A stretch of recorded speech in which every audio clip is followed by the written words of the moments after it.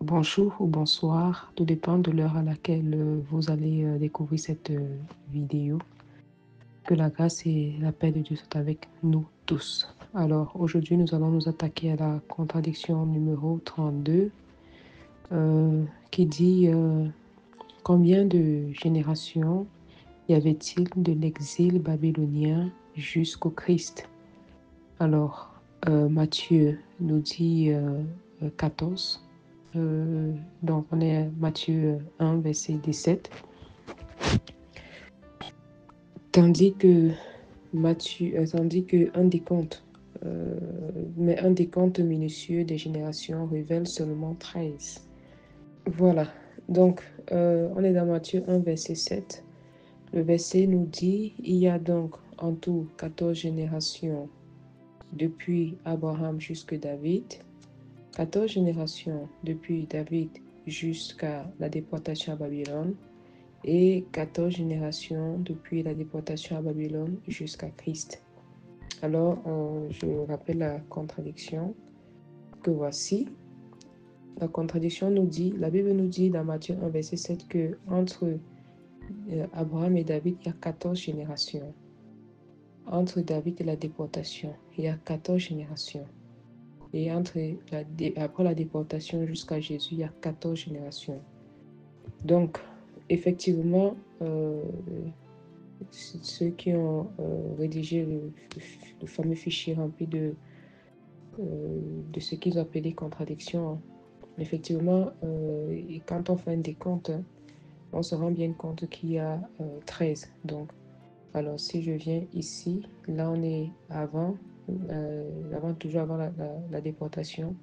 Ici on est jusqu'à la déportation et là on est après la déportation. Donc, si on 2, 3, 4, 5, 6, 7, 8, 9, 10, 11, 12, 13, 14. Alors, vous avez tous ces noms dans Matthieu 1, c'est la généalogie de Jésus, fils de David, fils d'Abraham. Donc, la Bible nous dit Abraham engendra Isaac, Isaac engendra Jacob, Jacob engendra Judas, il est 11, Judas engendra Péret, Tamar. Donc, vous avez toutes ces généalogies. Donc, quand je compte de Abraham à David, ça fait effectivement 14. Ensuite, après, quand on compte de Salomon jusqu'à Jéconia, ça fait effectivement 14. Shealtiel, après déportation, Jéconia va engendrer Shealtiel, Zorobabel, Abiud. Donc, on est là 1, 2, 3, 4, 5, 6, 7, 8, 9, 10, 11, 12, 13. Donc, effectivement, ça fait 13. Tandis que Matthieu 1, verset 17 nous dit qu'il y a 14, 14 et 14. Compte minutieux nous dit il y a 14, 14 et 13. Donc, c'est donc ça qu'ils ont appelé contradiction dans la Bible. Alors, d'où nous viennent ces chiffres différents? Voici l'explication.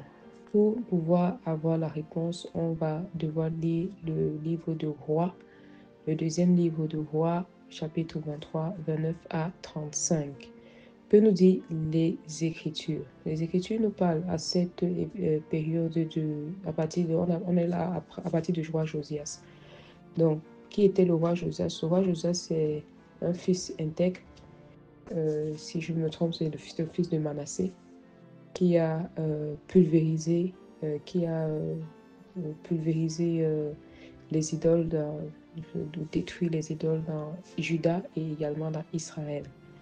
Donc, alors, la Bible nous dit ici que autant quand Josias est décédé, quand il a été tué dans le combat par le pharaon Néco, qui lui avait dit de ne pas se mêler au problème qui ne le concernait pas.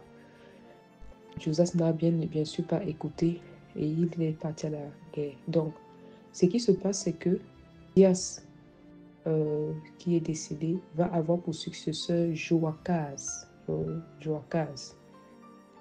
Joachaz va régner 3 mois. Et Joachaz avait 23 ans lorsqu'il a succédé à son père.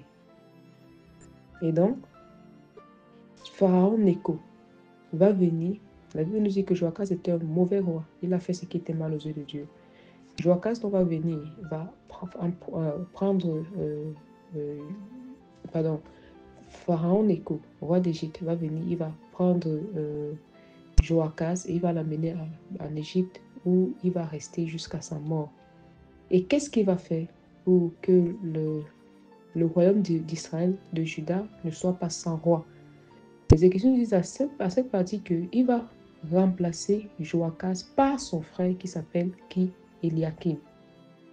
Il retire le successeur de Josias. Il le remplace par son frère. Donc ça veut dire que Eliakim était toujours fils de Josias. Il le remplace par son frère qui s'appelle Eliakim et il change son nom. Il lui donne le nom de Joachim. Et donc ce mot va être translité en grec par Jéconia. C'est ce fameux nom Jéconia que l'on voit dans la Nouvelle Alliance. Là, voici. Jéconia ici, il s'agissait de Joachim. Donc, il va donc changer son nom en Joachim. Et Joachim va régner à l'âge de 25 ans. Il va régner 11 ans. Et ensuite, lui-même aussi va être destitué de sa fonction. Donc, voici ce que ça nous donne en résumé. Josias est succédé par son fils Joachaz. Joachaz règne 3 mois. Il va en captivité par Pharaon Nécho. Il remplace Eliakim par Eliakim son frère. Eliakim, le Pharaon Nécho, change son nom à Joachim. Et c'est ce nom donc qu'il va donner le fameux Jéconias en français. Qu'est-ce que cela nous montre? Voici ce que cela nous montre. Qu'est-ce que cela nous montre? Voici la généalogie. Donc, on avait ici, tout était bon. Ça fait effectivement 14 générations de Abraham à David. De Salomon jusqu'à la déportation. La déportation a bien eu lieu au temps de Joachim, qui était déjà dominé par le roi Nécho, suivi du roi Nebuchadnezzar. Donc, quand on monte, on arrive on quitte de Salomon jusqu'à Josias. Tout à l'heure, c'était Josias dans la Nouvelle Alliance a été succédé par Joachim. Donc, le rédacteur de la Nouvelle Alliance n'a pas mis Joachaz. Donc, si on va au niveau de la succession sur le trône, on va dire Josias a été succédé par Jéconia, mais avant par Joachaz. Donc, lorsqu'on va insérer Joachaz ici, on aura de Salomon jusqu'à Joachaz. C'était déjà le temps de la déportation. Les rois avaient déjà commencé à pouvoir enlever les gens. Donc, on va dire Josachas parce que lorsqu'on regarde, lui n'a régné que 3 mois. Donc, c'était la même année. Il n'a régné que 3 mois. Donc, ça ne change pas. Au niveau de l'chronologie des événements, ça ne change pas grand-chose. L'année de la déportation, les deux ont régné. Sauf que lui, il a régné 3 mois. Et donc, l'auteur de Matthieu n'a pas voulu le mettre là. Mais il n'a pas non plus rajouté n'importe qui. Mais quand on compte, effectivement, ça fait 14. Donc, on a de Salomon jusqu'à Joachaz. On a 14. Et Joachaz est remplacé sur le trône par son frère Eliakim, dont Pharaon Nécho change le nom en Joachim. Donc maintenant, lorsqu'on va compter de Joachim jusqu'à Jésus, on a combien?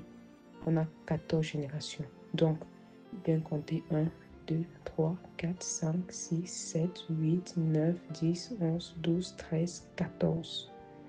Donc voilà, en conclusion, il n'y a pas de contradiction, mais l'auteur n'a pas juste voulu écrire Joachaz, mais tandis que lorsque on tient compte du règne de Joachaz, qui ne fut que de 3 mois, mais qui pourtant a été mis dans le livre des chroniques des rois, donc ça veut dire que son règne compte bien. On a donc 14 générations d'Abraham à David, 14 générations de Salomon à Jéconias, à Joachaz ou Jéconias parce qu'ils ont régné la même année, et 14 générations de Jéconias jusqu'à Jésus. Amen. On se donne rendez-vous pour les prochaines contradictions.